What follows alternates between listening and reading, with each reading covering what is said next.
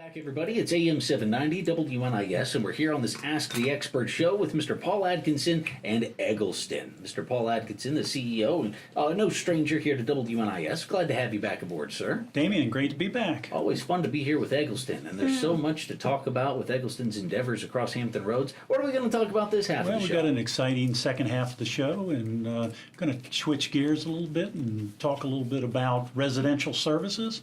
You know, since 1955, Eggleston has provided programs and services here in the Hampton Roads area. Our mission, creating employment, education, and training opportunities.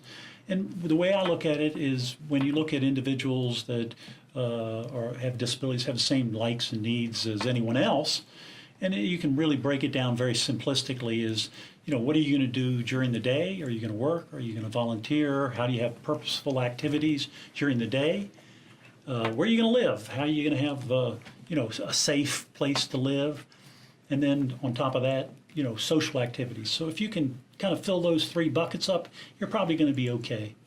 You know, something to do purposefully during the day, some place to hang your hat and sleep at night, and then what do you do socially to build relationships and be part of your community. And the focus right now is going to be on what we do in residential services, which even the residential services have a strong social component to them. So got Tasha Jones here, who is our dynamite residential manager. I have to tell you what, she'll have to tell you what her title is. I can't remember all the time, but it's an important title, I will tell you. Tasha, great to be here. I'm glad you're here today. Thank you for having me. So what's that position title? I can't keep track of it. So my official title is Director of Residential Services. I've been with Eggleston for 9 years. I've had a background in day services. However, I transitioned into residential services with you all recently. I was going to say Residential Queen was the official title. How about that? So yes, perfect. Okay, all right. Yeah. And of course, you've been no stranger here to the WNIS studios. And Eggleston Services has been doing things when it comes to residential services for quite a long time. About 15 years now. Wow. Yeah. So where are we today with the variety of services when it comes to residential needs? Yeah, I'm going to let Tasha kind of build on that, but you know, we are supportive of a full continuum of services for people in residential services. But Tasha, So today we offer 3 options of services for residential. There's congregate living, which a lot of individuals know it as group home services. There is in-home supports, which is out in the community in your own home, and there's also supported living services, which those individuals typically live in their own apartments and are higher functioning, but do need some supports around the house, tidying up and things of that sort. So those are the 3 services that we currently offer, and we are looking to expand. Definitely our in-home services are popular at this point. It's because individuals get to live at home with their families, and then a staff will come in and provide that support. So what support looks like is more one-to-one versus the group home, which is, depending on the house size, maybe 2 to 3 individuals. That was more, in-home is more one-to-one supports, and someone gets to provide activities or do activities in the community that they are interested in versus the group. So that is the new thing that everyone is trying, is in-home supports. And so Tasha, you brought quite a few folks into the studios today, and you want to introduce some of those folks and tell us a little bit about them? Or? Yes. You referenced me as the queen, and I've brought 2 of my queens with me. One of the individuals that we support. I think they're princesses. Princesses, You got queen. You can only have one queen, and then there are princesses. In residential, we have multiple queens. Okay, I'll stand corrected. Yes, and we cheer everybody cheers each other on. So we have Dominique Pierce, who is the house manager of a location, and I'll let her introduce herself. And we have one of the individuals supported here with us, and I'll let her also introduce herself. Hi, again, I am Dominique Pierce. I am the house manager to Holland House and the supported apartment that we have in Hampton. At the house, we do have 6 individuals, and at the apartment, we just have 1. And one of the individuals from Holland House has actually joined us today. Hi, Erin. I'm good. You're good. And Erin, you've been at Holland House since about 2013. She came a year before I came. I've been there with Eggleston. It'll be 4 years in November. And again, what Tasha said, we're really big on getting them in the community and the social aspects. And Erin has the activity coming up this Friday. It's a one-on-one activity. It's a girls' night. She's going to get her nails done. She's going to Sweet Frog, right? Yes. So what are some of the things that you enjoy about What's being... Sweet Frog? You gotta tell them what Sweet Frog I have is, no Erin. clue. I've never heard of Gotta put Sweet them on the Frog. game. I don't know anything about it. Tell me, what's Sweet Frog? Sweet spot is portion of the place. And you put all your toppings Is it a on place to go get something to eat? No. It's sweet. I mean, do you eat frogs? Frog's legs. I've eaten that before. Yeah. Is it frog's legs? So it's frog's legs with sugar on it. Is that what Sweet Frog is all about? I hope not. Me too. But you never know, right? Sweet Frogs. I've not heard of that. So tell us again what it is. Sweet spot is portion of the place. And my favorite is Oreo and Krispy Kreme. Oreo and Krispy Kreme. So it's a place to get ice cream. It's not ice cream. It's not ice cream. Okay. It's frozen yogurt. It's Like, yogurt. look. Frozen yogurt. How about that? Erin's a part of the Get Okay, Fit Challenge all in the right. house. She doesn't have ice cream. She has frozen yogurt. Frozen yogurt. Okay, it's healthier. Ladies have frozen yogurt. All right. All right. Queen. How about custard? Frozen custard. You ever I had hope that? not. You hope not? Okay. So tell me, what other activities do you guys get into over at the Eggleston Residential Center? Well, So we go to dance every Monday. Oh, every Monday night I go to soccer, things hot out, and I want to burn more calories. You want to burn You more wanna burn more calories. calories at the sock So the hop. house So is doing a Get Yeah. Fit Challenge. She's a part of that. Okay. But Erin also won gold in the Special Olympics. She's a swimmer in the house, so she did that. And I came in first place. first place. Yay. So did Elvis ever show up at the sock hop? No. We're still waiting, right? What would you think if Elvis showed up at the sock hop? Um, Are you an Elvis fan?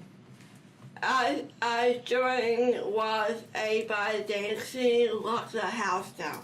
Okay, you rock the house. I got you. All right. So some of the things that we like to focus on in residential services is definitely community integration and really having a life like yours and mine. So traveling, doing things that individuals love to do. So like girls' night, going to get your nails done, hair done. We try not to take individuals out in a group setting. We would prefer to do more one-on-one activities, which does take a little bit of scheduling, but we do like to focus on individual preference and offer choice. Even if that choice is going to Vegas. Yes, which happened. Yes. I think staff are the ones that kind of drive that thing. Nope, that was his That was selection. all He of had him. his own options.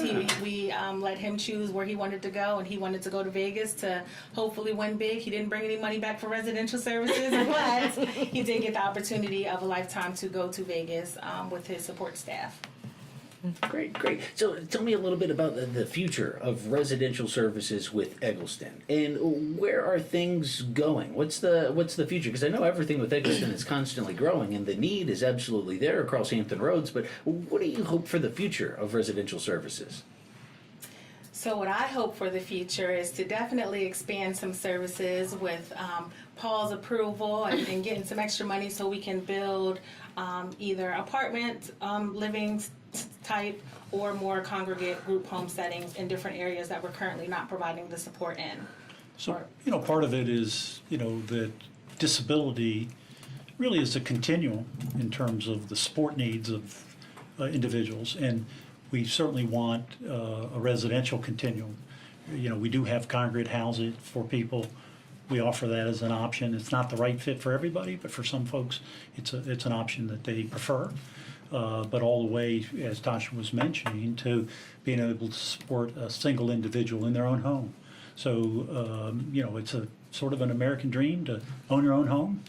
And why would we not want to afford the individuals that we provide programs and services to the opportunity to own their own home?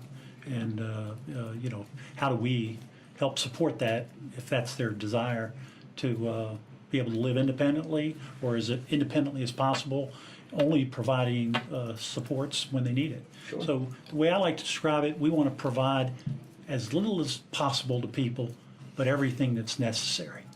So we don't want to provide more to someone than they really need because people become dependent on that.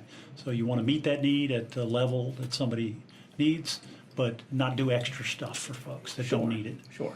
And then one other thing that I was just thinking about is currently we provide support to individuals who have a Medicaid waiver allocation. One thing that I would love to see is that our organization be able to raise enough funds to support those individuals who don't have that waiver allocation. There are lots and lots and lots of people on this waiver waiting list, and there are lots of individuals who do need some supports, and their families need basically a break, and they can't get that break that they need because they don't have the funding attached to it. So I would love to see us be able or have the opportunity to provide supports to individuals who don't have Medicaid waiver. And that's kind of an example of, not to the extent that Tasha's talking about, but we just finished a couple months ago our summer camp opportunity. That's a chance for individuals to come, and it's respite for possibly the family, but respite for maybe a chance to experience being able to be a little bit more independent and not be dependent for the family care.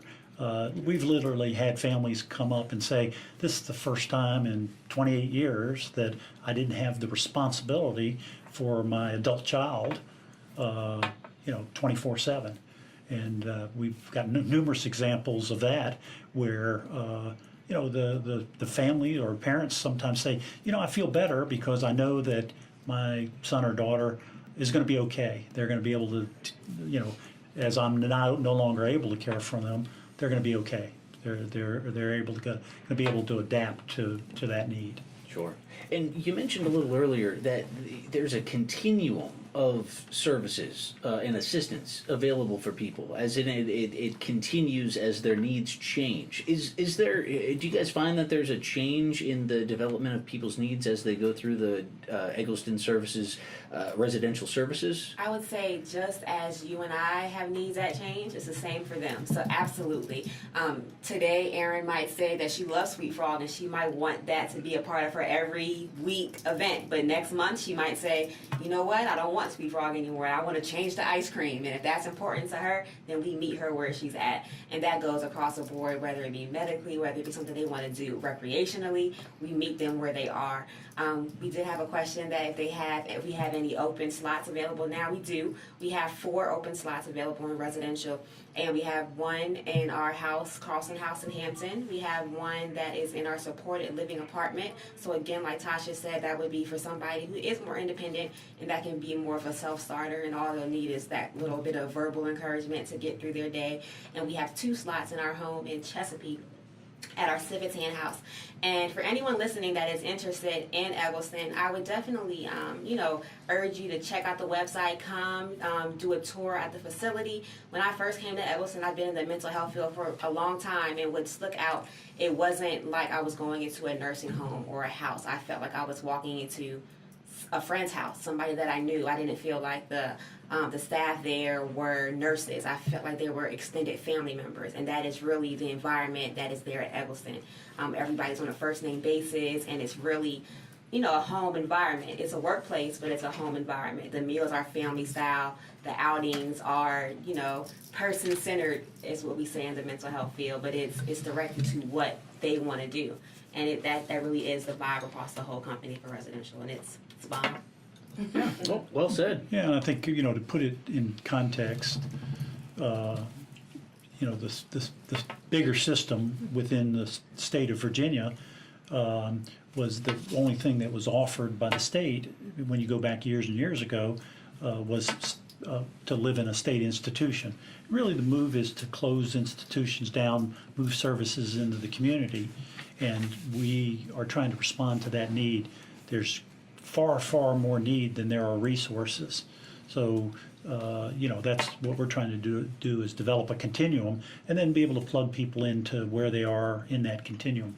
Just kind of historically, the height of state institutionalization in our country was in 1955. So since 1955, there's been a continuing downsizing of state institutions and people that would possibly live their whole life in a state institution with institutional care. And community-based services is really an option for everyone. And we just need to build a strong enough continuum that would plug people in at the right level. Sure. Now, how can the listeners get involved? The people listening now that might think that they can't help in one way or another, or maybe they can. What things are needed to continue with the Eggleston Services residential housing programs? So, just to put it in context, for us, the last home that we renovated and did a build out on, we took an existing house, but just to make it into a fully accessible home for people that might have mobility challenges, it was over $200,000. So just the upfront costs, just to build a house or renovate a house, you're probably talking close to $75,000 per spot. We don't have those kind of resources, so we're limited just by resources on how many people we serve, and to be able to make those kind of investments to provide a safe, affordable housing. That's big numbers. To get involved depending upon what the need is. If somebody wants to help, if somebody has a family member that they want to explore the opportunity for a slot in one of our programs and services, we have a dedicated individual that spends 100% of their time on working with families and individuals to try to better understand what their need is. We call it our intake coordinator, to be able to understand what the needs are of that individual or family and then match it possibly to one of the programs or services that we offer. There's really a move more towards not trying to create programs and force people to fit into programs, but to tailor services around the needs of that individual. So, our name, and we even with our website, Eggleston Services, it's not Eggleston Programs, it's Eggleston Services. So our services are going to be tailored, as some of our guests here today have talked about, individualizing those services to that individual. Awesome. And again, the website to go to, egglestonservices.org, or pick up the phone. Give a call for more information. Call 858-8011. That's 858-8011, or again, online at egglestonservices.org. You can also go to Facebook, hit the like button on Eggleston Services there to find out more information. And of course, stay tuned for more right here on this Ask the Expert show with Eggleston, here on AM 790 WNIS.